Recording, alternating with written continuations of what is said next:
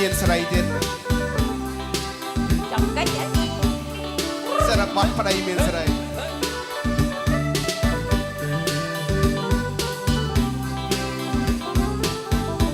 អុកឡុកប្តីទៅរហូត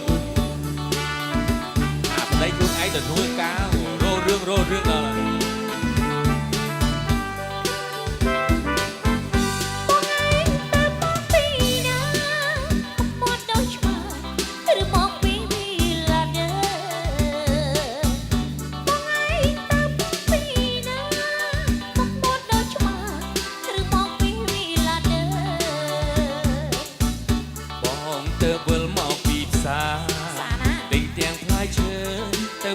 កម្មករនឿយហត់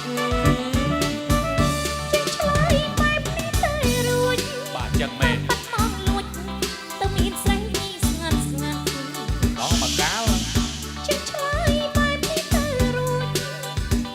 មកលួចទៅមានស្រីស្ងាត់បងពិតជាទៅមើលក្មេងបែកក្រូចពោធិ៍សាត់នឿយហត់ណាស់កែប្រលឹង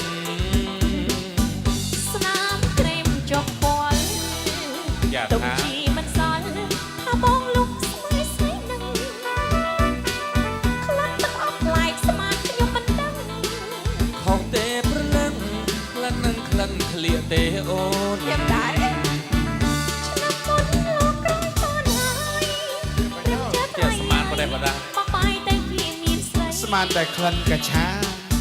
ឆ្នាំមុនលោកក្រោយតនហើយត្រឹមចេះថ្លៃហើយបបាយតែជាមានស្រីឆ្នាំមុនបងខូចតិចមែនម្ដងនេះកុំភ័យបងលុយទុកឲ្យអូនហើយចាំបងលុយលោកឲ្យកំព្រួយខាងប្រពន្ធឲ្យតែបានលុយចូលមិនសូវក្តៅកាហាយហើយតំចិត្តល្អហើយខំបាក់ទៅធ្វើការទៅអីកុំលោវិញណា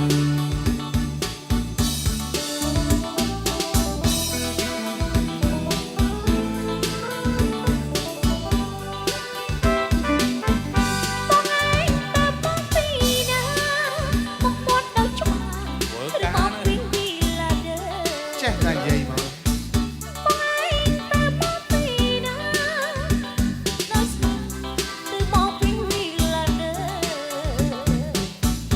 បងទៅវិលមកពីផ្សារ